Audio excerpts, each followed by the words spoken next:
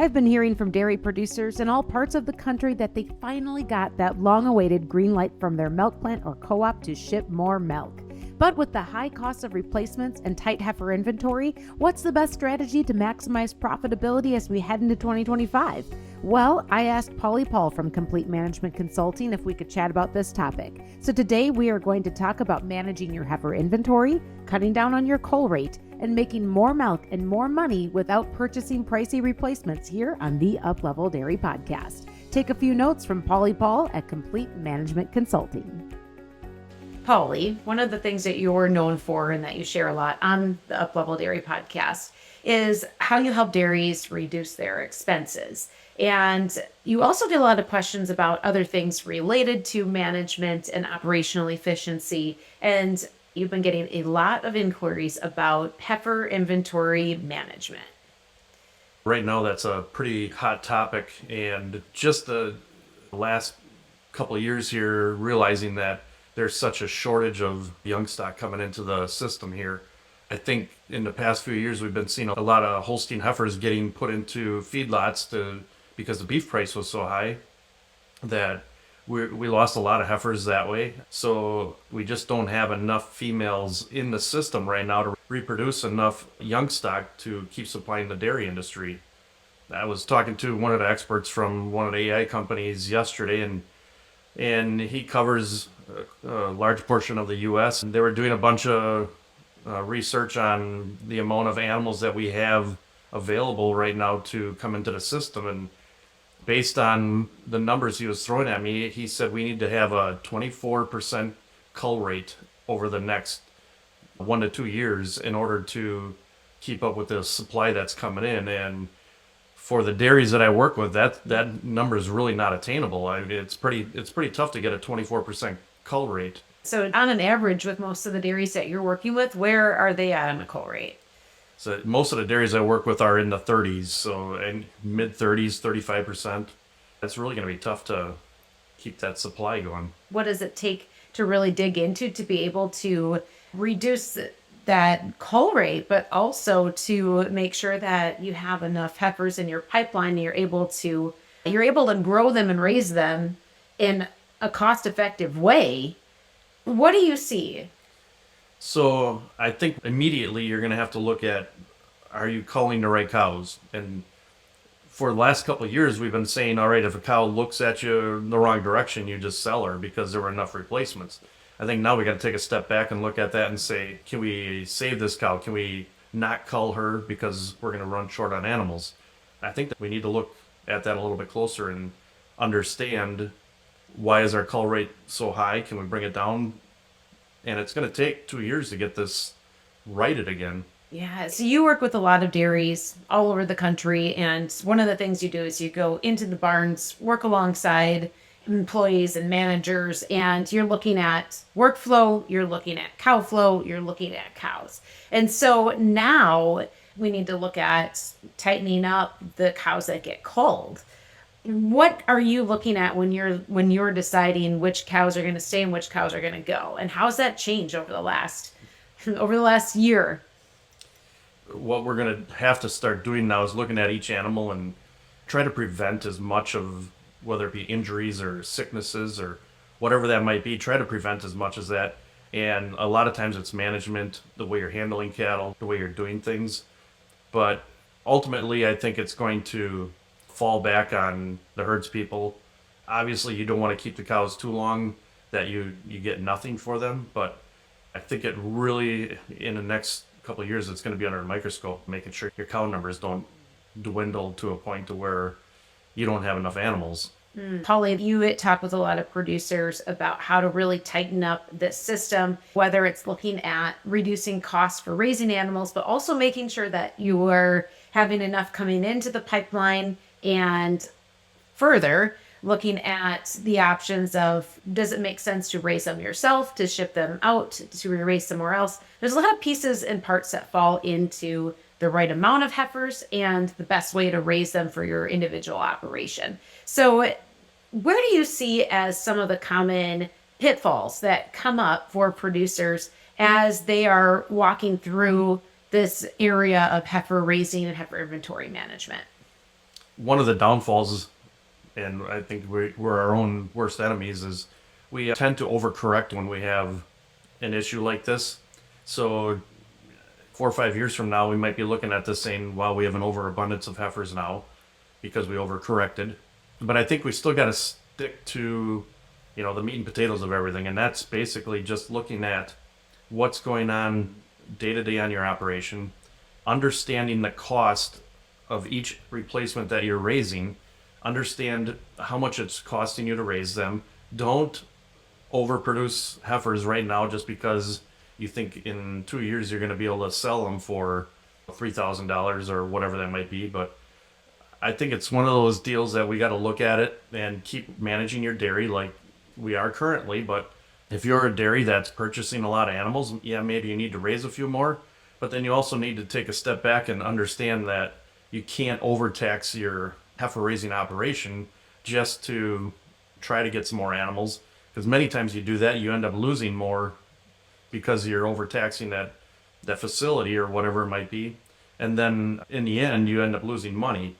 I see a lot of people trying to raise more heifers, and that percentage might increase by 10%. Well, that's 10% might be black calves that you're taking out of your system, which is a very good income right now. You take that 10% away and put that in the heifer calves, and you end up losing half of those. Well, you just lost more than you gained. Paul, you've identified many different pieces and parts of this picture and what you just shared here. So one of the things you had talked about is really understanding your costs. And so lay out the scenarios that you run into of how many people really have it dialed in of what it costs them to raise a heifer from birth all the way to freshening. It's a very small number of people that really understand how much it costs to raise a heifer from birth on. I encourage everybody to sit down with their financial advisor and go through the sheer cost of what it is from day one to the day that they calve. I think you'll be shocked to see how much it really does cost. And I see a lot of people discounting, might be land. They might be purchasing extra land or paying extra land rents just because they're raising their heifers. Or they're buying extra equipment. It might be a pasteurizer. It might be a milk taxi. Those sort of things, they kind of get overlooked when you're looking at what it costs to raise your animals. Those numbers tend to get blended into the dairy side of things. But I think it's really important to look at it. Look at your feed costs. Look at all your equipment. Look at all the other things. Are you renting more land because of it? I think it's very important to sit down and look at every detail on the financial side. And I think you'll be amazed at how much it really does cost you to raise those animals. So what you're saying is really separate out the kind of the percentage of need that is dedicated to calf and heifer raising from the overall picture of the dairy. So what you're saying is what sometimes gets missed is accounting for that piece of the pie of what actually out of that picture of the dairy itself gets dedicated to this segment of raising calves and heifers. Is that where people underestimate their costs? Yeah, I think they do. They think just because they have a tractor and mixer or a payloader, that expense typically gets buried into the dairy side. And I think you need to separate that out and realize that every extra hour is an extra hour of fuel. It's an extra hour of maintenance. All those things, it all adds up after time. Maybe running an extra 100 acres of land, the expenses to that, separating that out, just understanding where that all is. The other thing a lot of people don't look at is their death loss. If you do a horrible job at raising calves, you probably shouldn't do it because you don't realize the benefits of maybe breeding a lot more of your animals to Angus and selling those and getting those dollars of income back into your system, how much benefit that is to trying to raise heifer calves and doing a poor job of it. So bottom line is assess whether or not you're really suited for raising calves in the first place. Yeah. And your capacity. Right. Yeah. Yeah, you got to do a really good job of it, especially right now when you're short and there is such a huge dollar value or an income side to calves that we didn't have years ago, and now it's there. I mean, you're seeing these high dollar amounts being paid for newborn calves. That income is real. It was a few years ago, you hardly got anything for a calf, and now that that real income is coming in, and it's something you really got to look at. And like I said before, if you do a horrible job at calves, you better reassess that and either get it corrected or find a different way to deal with it. So what I'm hearing from you, Pauly, is every calf counts right now.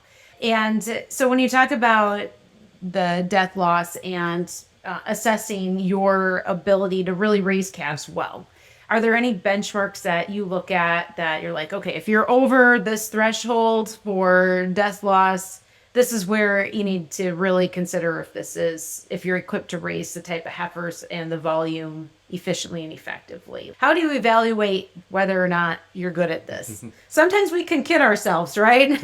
So I think once you go through the financials of it and understand what each calf is worth, you can look at your death loss, and maybe your death loss is 5%, or maybe it's 10%, maybe it's 20%. But then backtracking that a little bit and looking at, okay, if my death loss is 5%, I can probably absorb that. I mean, that's kind of anything in the low teens is going to be a little bit easier to absorb. Once you start getting above that, you're starting to lose some real dollars. You start getting into 10%. There's another 5% animals that you could have reaped the benefits of the income on if you would have sold them on day one. So it's a case-by-case scenario. You got to take a step back and look at your whole operation and see what's going on and understand what your death loss is and what animals make it from day one to calving. So that's really where the two nuts and bolts of this whole picture start with assessing your own ability to raise calves well and what those numbers look like, and then getting into the other set of numbers, and that's the financials of what it really costs you to raise those animals. And so then that gets into this decision of what percent do we breed for replacements and what percent do we breed for beef on dairy. What are some of the scenarios you've ran into, and how has that picture shifted and changed in your conversations in the last 12 months? Yeah, so I have a few dairies that we work with that are actually raising more heifers, and the reason they're doing that is because they have the facilities to do it, and they do a very good job of raising animals. And I don't tell them not to do that because they do a great job. But there's other dairies that we look at. They do a horrible job of raising calves. They just don't have the labor. They don't have the facilities. And we tell them only raise what you possibly can. And in some cases, some of these dairies don't raise any at all. Either they send them off to a grower or they just sell them on day one. And the only reason I would suggest somebody selling them on day one is if they just can't get the job done. Then you really need to look at yourself and figure out how you're going to get those replacements bought back. There's so many different ways to do that. It's a very tough situation to do, but there are some people that do that. But when you do that, it's good to set something up long term with somebody if you can. I have a couple dairies that do that. They have people that they sell them to, and then they end up buying them back. But everything on that end is a case by case situation, just understanding. But when we're looking at what should you raise, you really want to raise what your cull rate is. If your cull rate's going to be a 35%, you got to raise that many heifers to sustain what you got. And it's always going to be a little more depending on your death loss. We're in an interesting point in the marketplace right now as so many of these factors come together, right? So tighter heifer inventories, you mentioned, that's going to force us to have to really collectively look at lowering the cull rate as an industry. But at the same time, a lot of producers are getting the green light to be able to make more milk. And that's a switch you can't necessarily flip overnight. So what's your guidance on navigating this whole picture of managing the heifer inventory, managing the culling rate, but also being able to meet the demands for a market that now wants milk a little bit more than they did not too long ago? Yeah, that's a tough one. I have a couple dairies that we've been working with for years. They've been building up to this situation. We've been able to work with a couple of these dairies and maximize their facilities so that when this time came, they're able to open the doors and either add on another barn, or I have one dairy that's actually moving some heifers out and moving milk cows into those areas, and they're doing it from within. So we've worked with these dairies long enough to prepare for this time, and I think it's not something you can just flip a light switch and do it tomorrow. I think it's something you really got to plan for this stuff, because it's going to happen at some point in time. And I think if you're going to jump into it tomorrow and start raising all heifer calves, you're going to breed everything to sex semen. I think that ship will probably be sailed by the time those animals are ready to come in and be milked again. So I think planning is the biggest thing on all this stuff, and I think you got to plan long term and not plan for these ups and downs. Yeah. Another area that comes to mind too is that some herds, they buy all of their replacements, right? So they're selling more black calves right now, and then the plan is to buy back those replacements. But you've also seen scenarios where that planning, there's some misses there. Talk about that for a second. I think planning for a scenario like that takes a lot. You got to be very disciplined to take that money you're getting from those calves and, maybe your cull cows, and use that to purchase back springing heifers or fresh cows, whatever it might be. But I have one dairy that has a deal worked out with a grower that this guy raises too many replacements all the time. So they have a long-term plan that they can continue to keep getting animals from them at a set price. So like right now, when the price jumps to where it's at, they have something locked in where they're working long-term together. Yeah, he's given a little bit of a premium now, but he's not paying what everybody else is paying. So I think when you do these things, you got to look at it long term, and you can't keep jumping on these bandwagons, and eventually the wheels fall off of that. I think it's just planning is key to everything, and right now with the milk plants starting to open the doors a little more, I think it's something you got to be planning to make that move to add on some more cows or fill the pens that you have. I see a lot of farms, they might have room for extra animals. That should have been full before this happened. So if you own a dairy right now and you had just gotten the green light from your milk plant to be able to produce some more milk, what would your strategy be? So typically on the dairies that we're working with, and if it were my dairy, I would be doing the same thing. I would have everything as full as possible at all times. Now, if I get the green light from a milk plant, I'm not going to just jump in and start building a new dairy or building a new barn. I'm going to take a step back and assess everything that's going on, and then see if there's a way, like we've done on one of our other dairies, where okay, we got a pen here of pregnant heifers. Let's just turn it into milk cows, and just try to build from within and get everything maximized as possible, so that maybe you're not going to build this year or next year, but the following year when the heifer prices drop, maybe that's a time when you jump in and put another building up and then bring your heifers back. If you're going to jump on the bandwagon right now and build a barn and fill it with all these expensive animals, I think you could be heading for trouble. So let's speak to those farms then that maybe didn't plan as you had laid out here, but now suddenly have an opportunity to be able to make more milk. What's your guidance of how to be able to efficiently and effectively get more milk in the tank? We've been called to a lot of dairies here just in the last few months to do some audits on farms. So we come in and we'll spend, it might be a few days or maybe a day or whatever it might be, on depending on the size of the dairy. We'll do an audit of the dairy and show them some of the weaknesses, some of their strengths, pick apart what the herds people are doing, what the feeder's doing, and we just look at everything. And some of that is obviously the financial side. We'll look at that too. But when we're doing that, we're able to tell them, hey, maybe right now, since your milk plant gave you the green light, let's try to get more cows through that parlor. And getting more cows through that parlor might be milking a pen of cows one more time a day, which can get us some more milk.